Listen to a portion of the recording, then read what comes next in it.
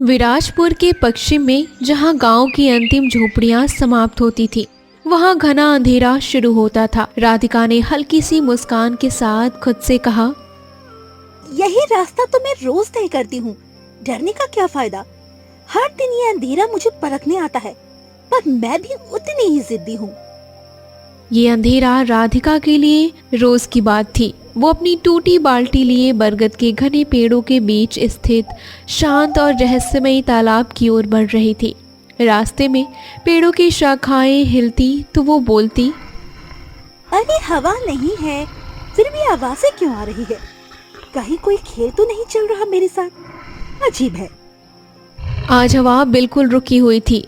रात घनी थी और आसमान में बादलों के कारण चांद भी नहीं दिख रहा था। राधिका ने ऊपर देखा और धीमे से कहा, कभी कभी तो लगता है चांद भी मुझसे छुप जाता है, जैसे उसे भी डर लगता उस अंधेरे से।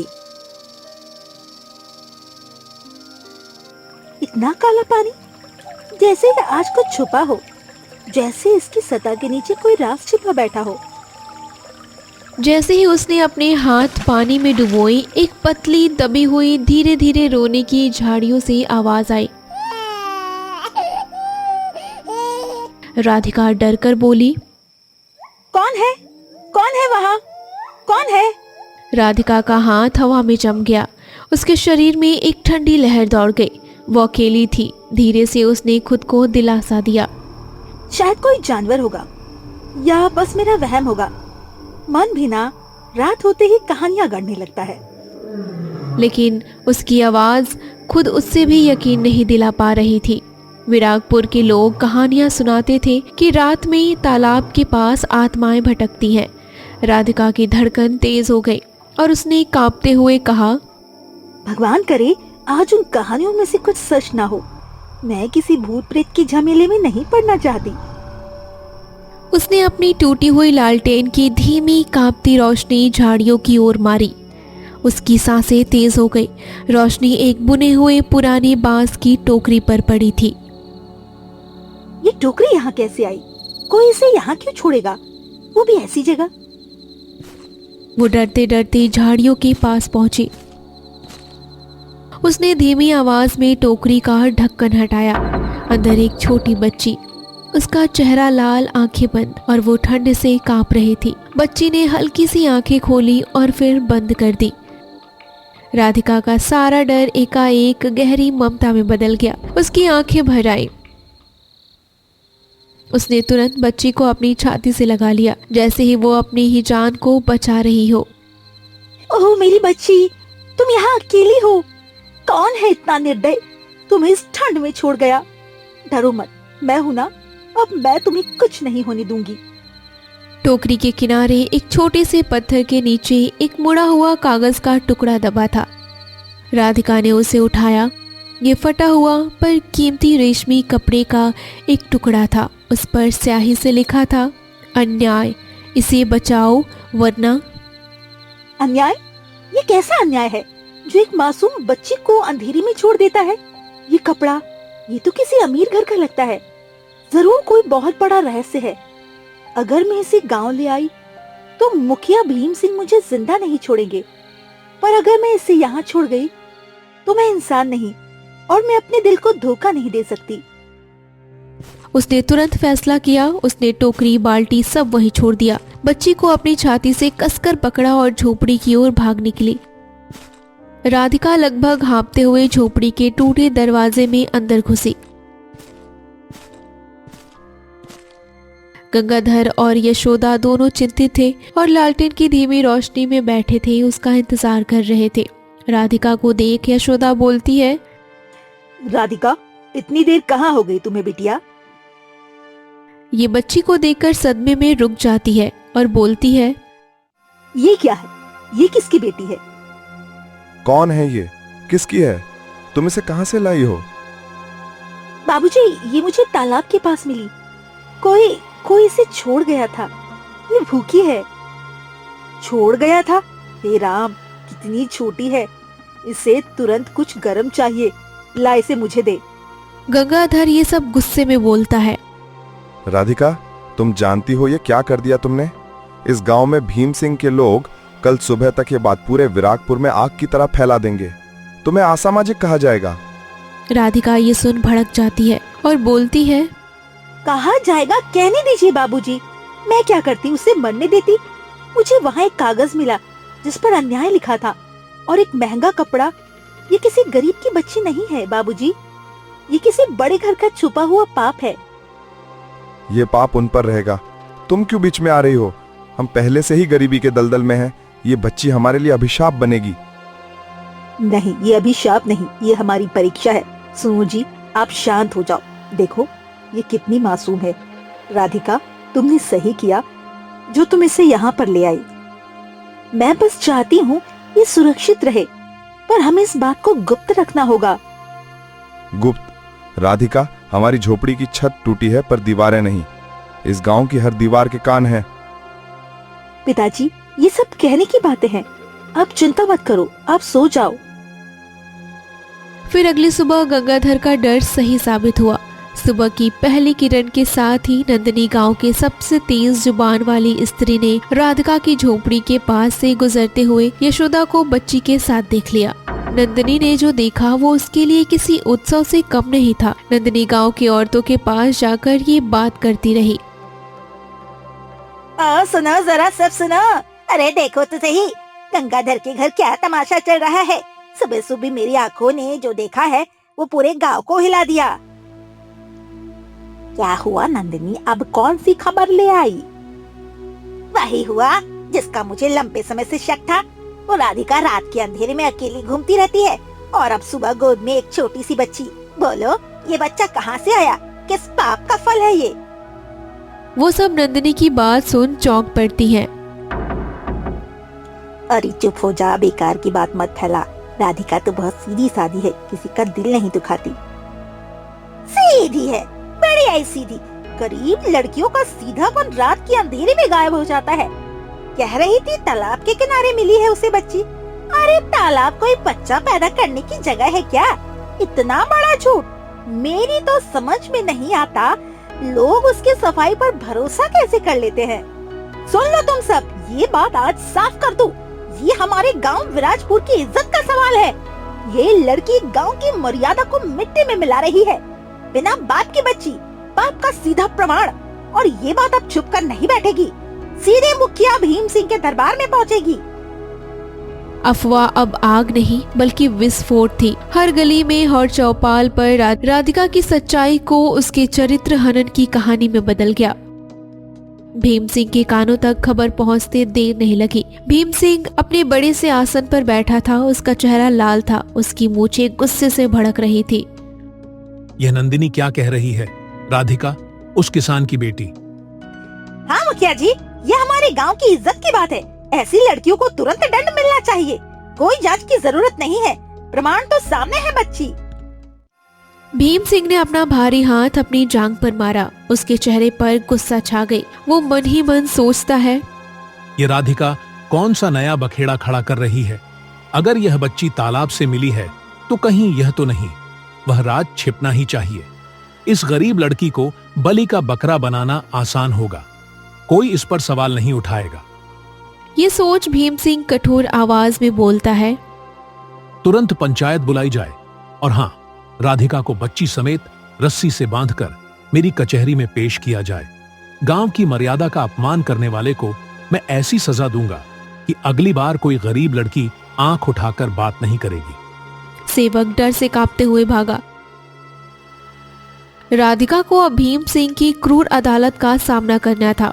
उसके भाग्य का फैसला हो चुका था, लेकिन वो अभी भी अपनी बच्ची को कसकर पकड़े हुए थी। पंचायत का चबूतरा गांव के विशाल बरगद के पेड़ के नीचे स्थित था, जो हमेशा गांव के न्याय का केंद्र रहा था। आज वो न्याय की जगह एक निर्दयी भीड़ की अदालत जैसा लग रहा था। गांव के लोग बातचीत करते हैं। आज तो मामला बड़ा भारी लग रहा है, पता नहीं क्या होने वाला है। हाँ, बच्ची भी रो रही है। ऊपर से मुखिया जी का चेहरा देखो कितना चढ़ा हुआ है। भीम सिंह मुखिया एक ऊंचे आसन पर बैठा था। उसका भारी भरकम शरीर और कठोर चेहरा गांव के लोगों के बीच भय और अधीनता की भावना पैदा कर रहा था। उसके बगल में 4 अन्य पंच बैठे थे, पर वे सब केवल मुखिया की हाँ में हाँ मिलाने वाले थे। आज मुखिया जी बहुत गुस्से में हैं।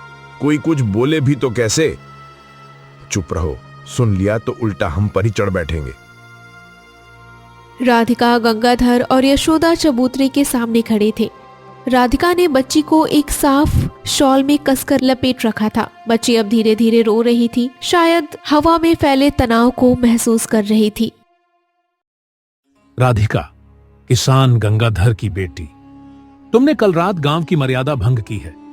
एक नवजात बच्ची को कहां से लाई हो, सच बताओ। राधिका मुखिया की बात सुन थोड़ी घबरा गई और बोली, मुखिया जी मैं सच कह रही हूँ। मैं पानी भरने तालाब गई थी, वहाँ झाड़ियों के बीच मुझे बच्ची एक टोकरी में मिली। झूठ, सरासर झूठ। क्यों कोई अपनी बच्ची को टोकरी में छोड़ देगा? इतनी भी कोई मजबूरी नहीं होती। सच तो ये है, इसने किसी पुरुष से नजरें मिलाई और अब पाप छुपाने के लिए कहानी बना रही है।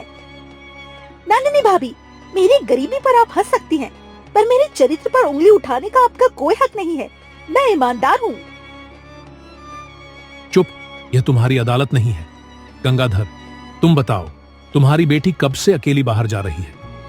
गंगाधर हल्की आवाज में बोला, मुखिया जी, वो केवल पानी लेने गई थी। कुआं सूखा है। हमारी बेटी ऐसी नहीं है।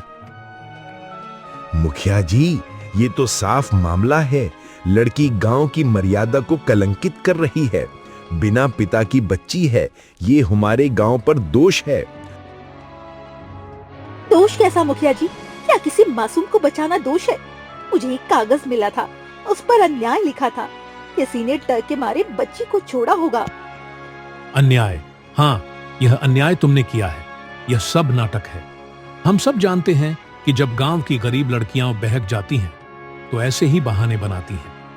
यह बच्ची तुम्हारे पाप का प्रमाण है। और हाँ, अब मेरी जांच पूरी हो गई। जांच? आपने कोई जांच नहीं की। आपने केवल नंदिनी भाभी की सुनी है। यह तुम्हारी अकड़ है राधिका। तुम अपनी गलती मानने को तैयार नहीं हो। मेरे पास 2 विकल्प हैं। या तो तुम बच्ची के पिता का नाम बताओ और गांव की बदनामी के लिए दंड स्वीकार करो, या तुम इस बच्ची को गांव की सीमा से बाहर छोड़ दो। इस बच्ची का पिता कौन है ये मुझे नहीं पता, पर मैं उसकी माँ हूँ, जिसने इसे मृत्यु के मुंह से निकाला है। मैं किसी भी कीमत पर इसे नहीं छोड़ूंगी और ये मेरा आखिरी फैसला है। ठीक है, यह बच्ची गांव की मर्यादा को भ्रष्ट करती है। चूंकि राधिका सच नहीं बोल रही है और यह बच्ची पाप का फल है, इसलिए यह पंचायत फैसला यह सुनाती है। वो एक पल के लिए रुका। गांव वाले उत्सुकता से सांस रोके हुए थे। राधिका को, उसके माता पिता को नहीं, राधिका को बच्ची समेत विरागपुर गांव से बाहर करती है। आज रात सूरज डूबने से पहले तुम गांव की सीमा पार करोगी। तुम्हारा चेहरा हमें दोबारा नहीं दिखना चाहिए। भीड़ से खुशी की फुसफुसाहट और कुछ दबे हुए विरोध के स्वर उठे। यशोदा रोते हुए बोली, नहीं मुखिया जी, मेरी बच्ची निर्दोष है। उसने कुछ नहीं किया, वो सच कह रही है। गंगाधर मुखिया के सामने हाथ जोड़कर कहने लगा, मुखिया जी, दया करें। ये बहुत कठोर दंड है। वो कहाँ जाएगी, कहाँ रहेगी, कहाँ खाएगी? कोई दया नहीं, यह मेरा आखिरी फैसला है। अगर तुम में से किसी ने भी इस लड़की की मदद की तो उसे भी यही अंजाम भुगतना पड़ेगा। भीड़ तुरंत शांत हो गई। भय ने दया को कुचल दिया। राधिका अपने माता पिता के आंसू भरे चेहरे देखती है। उसे पता था कि उनके पास विरोध करने की हिम्मत नहीं है। राधिका मन ही मन में सोचती है, क्या मेरा दया दिखाना गलती था? क्या मुझे उस बच्ची को वहाँ छोड़ देना चाहिए था? नहीं, ये दुनिया इतनी कठोर क्यों है? इस बच्ची को बचाने की कीमत मेरा घर, मेरा गांव क्यों है?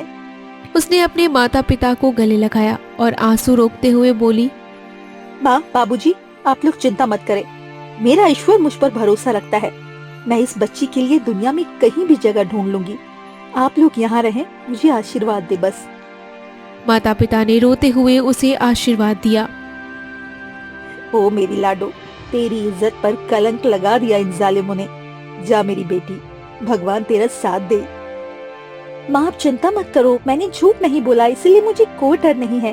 अब बापू को संभालना, सच्चाई देर से ही सही पर सामने जरूर आती है। राधिका ने बच्ची को अपनी पीठ पर कसकर बांधा और उसने अपनी कमर पर एक छोटा सा थैला टांगा, जिसे सरिता ने 2 रोटी और गंगाधर ने अपनी गरीबी से बचाए हुए कुछ सिक्के डाल दिए। अब हम दोनों अकेले हैं, पर हार नहीं मानेंगे। उसने पीछे मुड़कर नहीं देखा और भारी कदमों से गांव के मुख्य द्वार की ओर चल पड़ी। गांव के लोग उसे चुपचाप देख रहे थे, किसी में भी विरोध करने की हिम्मत नहीं थी। नंदिनी मुस्कुरा रही थी। सूरज डूब चुका था। राधिका ने गांव की सीमा पार कर ली थी। वो महाराजा राणा प्रताप के विशाल राज्य रनकांट की मुख्य सड़क पर थी। सड़क सुनसान, उबड़ खाबड़ और अंधेरी थी। जंगल की आवाजें, रात के कीड़ों की भनभनाहट और दूर से आने वाली उल्लुओं की आवाजें उसे डरा रही थी। राधिका मन ही मन सोचती है, काश एक बार सब मेरी बात सुन लेते। ये अंधेरा कितना डरावना है, और इस बच्ची को देखकर हिम्मत आती है। वो चलती रही। बच्ची शांत थी, शायद थकी हुई। रात का 3रा पहर। राधिका जब पूरी तरह से थक चुकी थी, भूख, थकावट और बहिष्कार के दर्द ने उसे चूर चूर कर दिया था। वो अब एक जगह रुकी और कहती है, हे भगवान, मेरे पैर जवाब दे रहे हैं, अब कहाँ जाऊं? उसने देखा कि सामने एक ऊंची दीवार है जो दूर तक फैली हुई थी। वो दीवार के पास जाकर एक बड़े बरगद के नीचे बैठकर बच्ची से कहने लगी, मेरी प्यारी गुड़िया, हमें अब क्या करना चाहिए? मेरे पास तुम्हें खिलाने के लिए कुछ नहीं बचा है। उसने रोती हुई बच्ची को प्यार से थपथपाया और बिना किसी संगीत की समझ के अपनी आत्मा से निकली एक धुन, एक लोरी गाना शुरू किया। सो जा रे मेरी चांदनी, सो जा रे मेरी गुड़िया, दुनिया चाहे छोड़ दे, मैं हूँ तेरी नदिया। पापों की ये रात सच का दिन भी आ गया। राजा का न्याय तुझे मेरी बाहों में सुलाएगा। ये लोरी जिसमें दर्द, दृढ़ता और न्याय की उम्मीद थी, रात के सन्नाटे को चीरती हुई महल की ऊंची दीवारों के अंदर तक पहुंची। महल के उत्तरी विंग में राजकुमारी बेला अपने कक्ष की बालकनी पर खड़ी थी। बेला महाराणा राणा प्रताप की इकलौती बेटी, सुंदर और बुद्धिमता का संगम थी। वो अपनी प्रजा के लिए अपने पिता से भी ज्यादा न्यायप्रिय और सक्रिय थी। उन्हें अंधेरे से आती हुई वो दर्द भरी दृढ़ लोरी सुनाई दी और उन्हें अपने दासी से कहा, चमेली, ये आवाज कैसी है? ये कोई गांव की साधारण लोरी नहीं है, इसमें बहुत दर्द है। हाँ राजकुमारी, ये महल की सीमा के बहुत पास से आ रही है। राजकुमारी बेला ने बिना सोचे समझे एक हल्का शॉल ओढ़ा और चुपके से महल से बाहर निकलने का निर्णय लिया। मैं खुद देखूंगी, कोई साधारण किसान की बेटी इस तरह रात के अंधेरे में महल की दीवारों के पास नहीं बैठेगी। कोई तो अन्याय हुआ है। कुछ ही मिनटों में राजकुमारी बेला अपने एक वफादार अंगरक्षक और चमेली के साथ दीवार के पास पहुंची। उन्होंने राधिका को देखा, एक दुबली पतली लड़की, फटे कपड़ों में एक नवजात बच्ची को कसकर पकड़े हुए। उसके चेहरे पर थकावट और अन्याय का भाव साफ था। उन्होंने राधिका के पास जाकर कहा, तुम कौन हो और रात के इस पहर में यहाँ क्यों बैठी हो? राधिका ने चौंकर सिर उठाया। सामने किसी अप्सरा जैसे दिखने वाली एक महिला खड़ी थी, जिनके चेहरे पर दया और शक्ति दोनों थी। राधिका ने घबराकर कहा, मैं राधिका हूँ राजकुमारी, विरागपुर की एक अभागी किसान की बेटी। विरागपुर? और ये बच्ची? मुझे सच बताओ, तुम्हारे दर्द ने मेरी नींद छीन ली है। राधिका ने आंसू बहाते हुए पंचायत की पूरी कहानी, बच्ची के मिलने से लेकर भीम सिंह के कठोर फैसले तक सब कुछ बता दिया। राजकुमारी बेला ने पूरी कहानी शांति से सुनी। उनकी आंखें क्रोध और न्याय की भावना से चमक उठी। राजकुमारी ने आदेश देते हुए कहा, इस लड़की को तुरंत महल के अतिथि कक्ष में ले चलो। इसे और बच्ची को आराम करने दो और भोजन दो। राजकुमारी ने राधिका से प्रसन्न होकर कहा, राधिका, तुम निर्दोष हो, मैं मानती हूँ, पर मुझे सबूत चाहिए। ये अन्याय महाराणा राणा प्रताप के राज में नहीं चलेगा। मैं तुम्हें वचन देती हूँ, मैं इस अन्याय की तह तक जाऊंगी। राजकुमारी अपनी कक्ष में जाकर सोचती है, एक मासूम बच्ची का मामला नहीं है, ये भीम सिंह की सत्ता का मामला है और विरागपुर में छिपे किसी बड़े रहस्य का मामला है। राजकुमारी बेला ने तुरंत अपने सबसे भरोसेमंद जासूस को बुलवा भेजा और जांच शुरू करने का आदेश दिया। रहस्य गहरा रहा था और अब उसका समाधान महल के हाथों में था। राजकुमारी बेला ने राधिका की कहानी सुनने के बाद अगली सुबह होते ही अपने सबसे भरोसेमंद सलाहकार और खुफिया प्रमुख वीर सिंह को बुलाया। वीर सिंह अपनी शांत बुद्धि और तेज तर्रार जांच के लिए पूरे राज्य में जाने जाते थे। वीर, ये सिर्फ एक बहिष्कार का मामला नहीं है, ये भीम सिंह की असीमित शक्ति और गांव में किसी बाप को छुपाने का प्रयास है। मुझे राधिका पर विश्वास है। हमें 2 प्रश्नों की उत्तर चाहिए। पहला, बच्ची का असली माँ बाप कौन है, और दूसरा, भीम सिंह इतना कठोर क्यों था। राजकुमारी, मैं आज ही विरागपुर जा रहा हूँ। गांव की हवा में डर है, इसीलिए मैं किसी सिपाही की वर्दी में नहीं बल्कि एक साधारण यात्री के भेष में जाऊंगा। जैसा तुम्हें ठीक लगे वीर सिंह, मुझे तुम पर पूरा भरोसा है। फिर वीर सिंह तुरंत अपने काम पर निकल पड़ा और वीर सिंह ने पहले तालाब के इलाके की जांच की। उस स्थान पर जहां राधिका ने बच्ची को पाया था, उन्होंने बारीक निरीक्षण किया। उन्हें झाड़ियों में मिट्टी में दबे हुए रेशमी कपड़े का एक छोटा सा टुकड़ा मिला। ये कपड़ा गरीब किसान के घर में उपयोग होने वाले मोटे सूती कपड़े से बिल्कुल अलग था। ये महंगा था, शायद किसी दरबारी या धनी व्यापारी के परिवार से संबंधित। रेशमी कपड़ा, ये बच्ची किसी गरीब के नहीं हो सकती। इसे डर के मारे नहीं बल्कि बदनामी और समाज में अपनी ऊंची जगह खोने के डर से छोड़ा गया होगा। विरागपुर में कौन है जो इतना धनी है कि रेशमी कपड़े का इस्तेमाल करता हो। उसने उस रेशमी टुकड़े को अपनी पोटली में छुपा लिया। वीर सिंह एक यात्री के रूप में गांव में घूमे। वो गांव के बाजार में बैठे और नंदिनी की गपशप सुनने के लिए रुक गए। नंदिनी आसपास की औरतों से बातें कर रही थी। अब देखो, भीम सिंह ने सही किया, ये राधिका तो। फिर वीर सिंह नंदिनी के पास जाकर अनजान बनकर बोला, माफ करना माता जी, मैं यात्री हूँ। कौन राधिका, और क्या हुआ। ओहो, तुम विरागपुर में नए लगते हो। ये कहानी सुनो।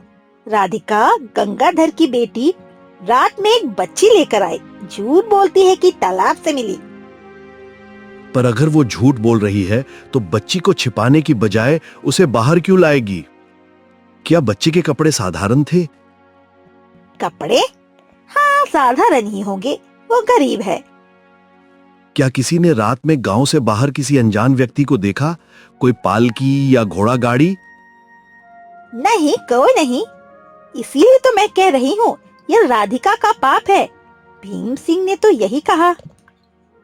वीर सिंह ने महसूस किया और मन ही मन सोचा, नंदिनी केवल मुखिया की बात दोहरा रही थी। उसने खुद कुछ नहीं देखा था। उसका आरोप केवल गरीबी और सामाजिक ईर्ष्या पर आधारित था। फिर वीर सिंह ने गांव के धनी परिवारों की सूची बनाई। गांव में 2 बड़े व्यापारी और भीम सिंह का अपना परिवार ही था जो रेशमी कपड़े का इस्तेमाल करता था। वो भीम सिंह के घर जाकर उससे मिला। तुम कौन हो, क्या चाहते हो। मुखिया जी, मैं दूर के गांव का हूं। मैं आपके न्याय की कहानी सुनने आया था। राधिका का मामला का बहुत कठोर फैसला था। भीम सिंह ने अकड़ कर कहा, न्याय ऐसा ही होता है, कठोर। मैंने गांव की मर्यादा बचाई। निस्संदेह, पर क्या आपने बच्ची के माता पिता को ढूंढने की कोशिश की। शायद कोई बदनामी से डर कर, कोई धनी परिवार। धनी नहीं, यहां सब भले लोग हैं। यह सब राधिका का काम है। तुम क्यों इन फालतू बातों में पड़ रहे हो, वापस जाओ। भीम सिंह की बेचैनी वीर सिंह को एक स्पष्ट संकेत थी। भीम सिंह कुछ छिपा रहा था। वो राधिका को दंडित करके किसी और को बचा रहा था। वीर सिंह बाहर आकर सोचता है, ये आदमी जितना दिखता है उतना सीधा नहीं। कुछ तो है जो ये छुपा रहा है। वीर सिंह ने गोपनीय तरीके से भीम सिंह के घर के नौकरों से बात की। नौकर घबराकर बोला, हुजूर, हम ज्यादा नहीं जानते, पर हाँ, वो कुछ महीनों से अचानक बीमार और परेशान रहती थी और पिछले दिनों घर में कुछ ठीक नहीं था और हाँ, वो पिछले 2 दिन से दिखाई भी नहीं दे रही है। वे उसे नौकर की बात सुनकर मन ही मन सोचते हैं। 2 दिन से गायब और कोई खोज भी नहीं रहा, ये बात और गहरी लग रही है। वीर सिंह ने चंपा के बारे में और जानकारी जुटाई। चंपा गांव के बाहर एक गरीब परिवार से थी और पिछले 1.5 साल से मुखिया के घर में काम कर रही थी। उन्होंने धीरे से कहा, अगर सच सामने लाना है तो मुझे चंपा से मिलना ही होगा, मुझे उसके रहने का पता लगाना ही होगा। वीर सिंह ने चंपा की झोपड़ी का पता लगाया। रात के अंधेरे में वीर सिंह चंपा की झोपड़ी में पहुंचे। झोपड़ी का दरवाजा खुला था। अंदर चंपा अकेले बैठी थी। उसका चेहरा सूखा हुआ था और वो शांत रूप से रो रही थी। वीर सिंह ने दरवाजे पर दस्तक दी। चंपा उसे देख के डर पड़ी। कौन हो तुम और यहाँ क्यों आए हो? मैं तुम्हारा दुश्मन नहीं हूँ चंपा, मैं राजकुमारी बेला का जासूस हूँ। मैं तुम्हारी बच्ची को बचाने आया हूँ। चंपा सदमे से वीर सिंह को देखती रही। बच्ची?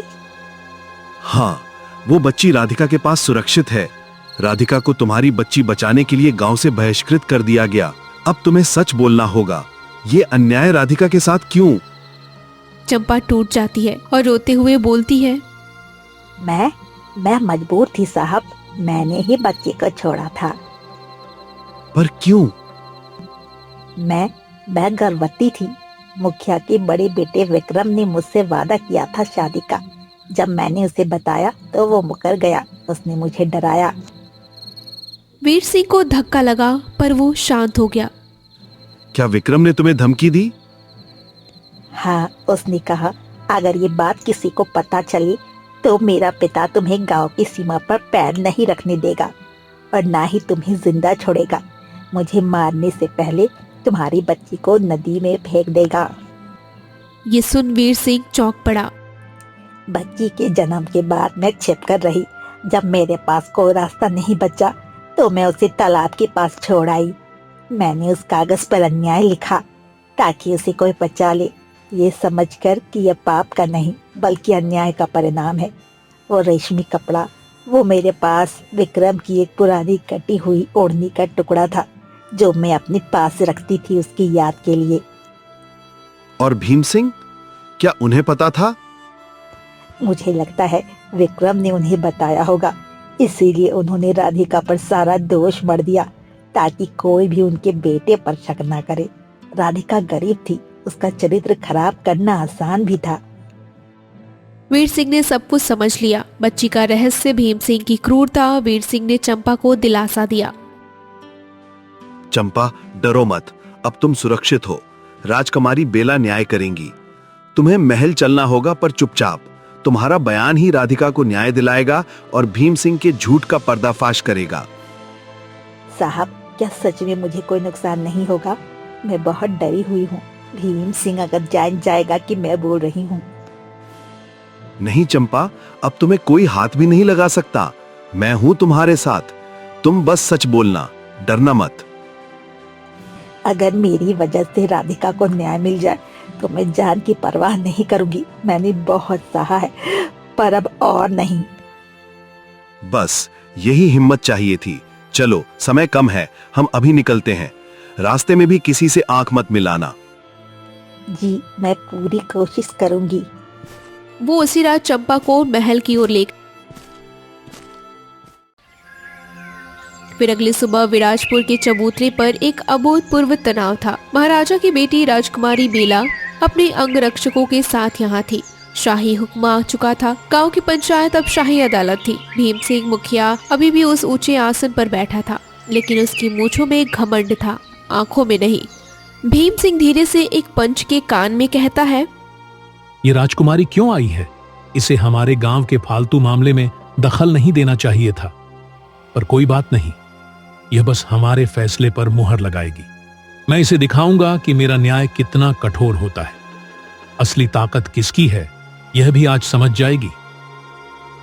पंच डरते हुए बोला, हाँ मुखिया जी, पर उनके साथ वीर सिंह शाही जासूस भी हैं। मुझे डर लग रहा है। लोग कह रहे हैं कि वे सब कुछ खोद कर निकाल लेते हैं। अगर कुछ उल्टा निकला तो? डर क्यों रहा है? हम सच पर हैं। राधिका झूठ बोल रही है। वीर सिंह क्या उखाड़ लेगा, यह सब दिखावा है। बस तुम अपनी बात पर टिके रहना और बाकी मैं संभाल लूंगा। राजकुमारी बेला अपने राजसी परिधान में शांत पर दृढ़ कदमों से चबूतरे की ओर बढ़ी। उनके पीछे वीर सिंह खड़े थे, जिनकी आंखें सीधे भीम सिंह पर टिकी थी। गांव वाले, जिसमें राधिका, गंगाधर और यशोदा भी शामिल थे, उत्सुकता और भय से घिरे थे। राजकुमारी भीम सिंह की ओर देखते हुए बोली, मुखिया भीम सिंह, मैं यहाँ हूँ। आपने एक लड़की को गांव से बाहर किया, क्या आप अपने फैसले पर अटल हैं? भीम सिंह खड़ा होकर बोला, राजकुमारी, मैं अटल हूं। मैंने गांव की मर्यादा बचाई है। वह लड़की राधिका बुरी लड़की है और एक पाप की बच्ची लेकर आई है। प्रमाण तो बच्ची ही है। प्रमाण बच्ची नहीं मुखिया जी, प्रमाण उस बच्ची के जन्म के पीछे छिपा अन्याय है। आपने उस अन्याय को छुपाने के लिए इस गरीब निर्दोष लड़की को दंडित किया। पर चबूतरे पर फुसफुसाहट फैल गई। भीम सिंह का चेहरा असहज हो गया। भीम सिंह हड़बड़ाते हुए बोला, मैं समझा नहीं राजकुमारी, आप क्या कहना चाहती हैं? आप बहुत अच्छी तरह समझते हैं मुखिया जी, पर मैं यहाँ गांव वालों को समझाने आई हूँ। वीर सिंह, क्या आप तैयार हैं? जी राजकुमारी, सच तैयार है। विरागपुर के मुखिया भीम सिंह और समस्त गांव वासियों में डर का माहौल बन जाता है।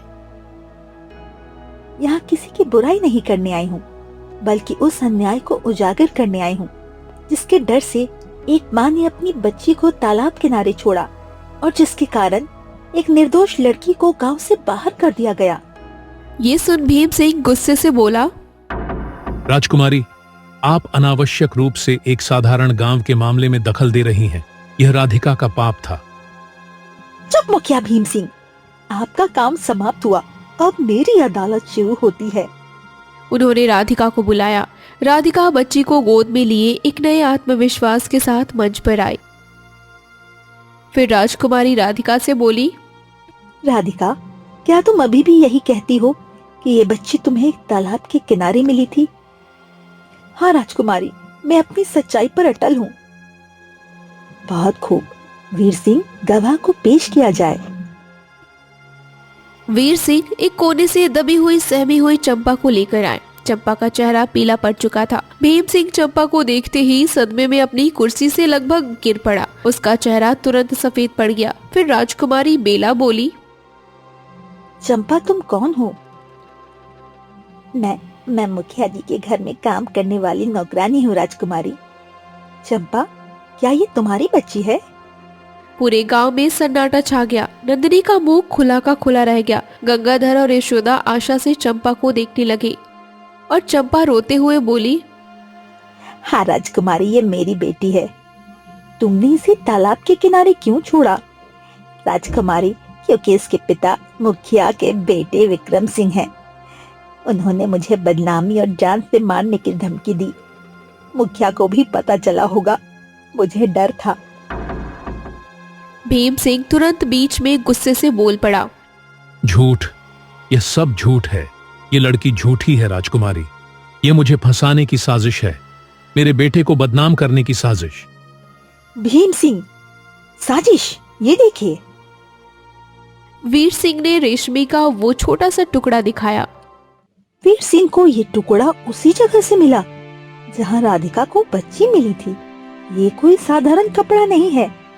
चंपा ने स्वीकार किया है, ये तुम्हारे बेटे विक्रम की पुरानी ओढ़नी का टुकड़ा था। क्या तुम इस कपड़े को पहचानते हो मुखिया जी?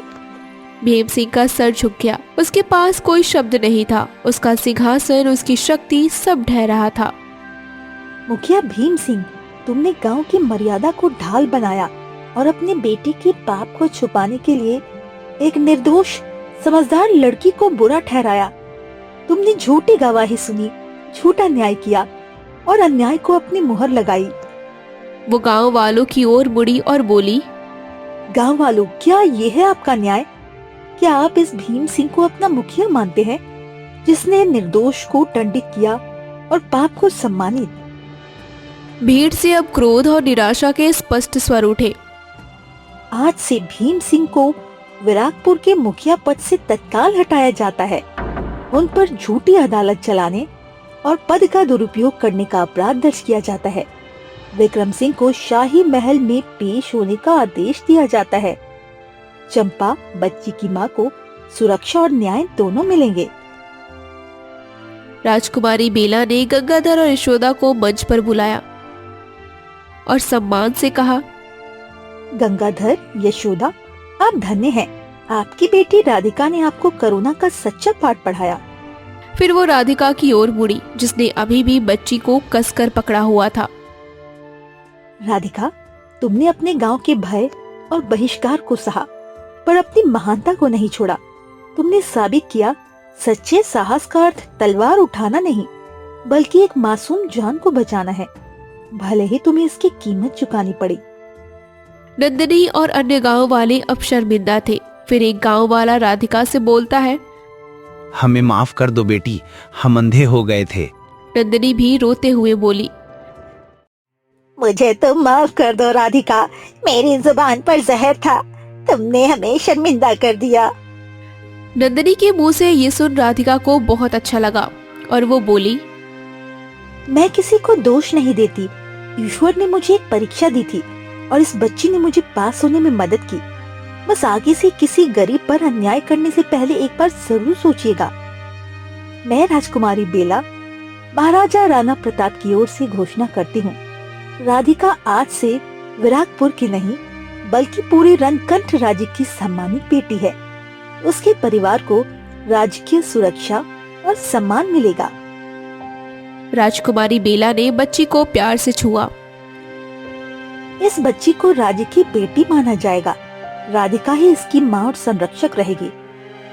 इस बच्ची का नाम आज से उस न्याय और करुणा के प्रतीक के रूप में करुणा होगा। राधिका ने अपनी बेटी करुणा को देखा। उसकी आंखें कृतज्ञता से भर गई। अंधेरा हट चुका था। विरागपुर में सदियों की जड़ता टूट चुकी थी और न्याय महल की दीवारों को लांघकर गरीब की झोपड़ी तक पहुंच चुका था। भीम सिंह के अहंकार पर करुणा की जीत हुई थी। राधिका का परिवार अब सम्मानित जीवन जी रहा था। चंपा को भी महल में एक सुरक्षित काम मिला और वो अपनी बेटी करुणा को दूर से देखकर संतोष करती थी। मुखिया भीम सिंह को दंडित किया गया और विरागपुर को एक नया न्यायप्रिय मुखिया मिला। राधिका ने अपने जीवन से यह सिद्ध कर दिया कि किसी भी समाज में जहां धन और बल हावी हो, वहां भी करुणा और सच्चाई ही सबसे बड़ी शक्तियां होती हैं। उसकी ये कहानी विरागपुर की एक नई नैतिकता का आधार बन गई। एक ऐसी कहानी जहां बहिष्कार को सम्मान में बदल दिया गया था।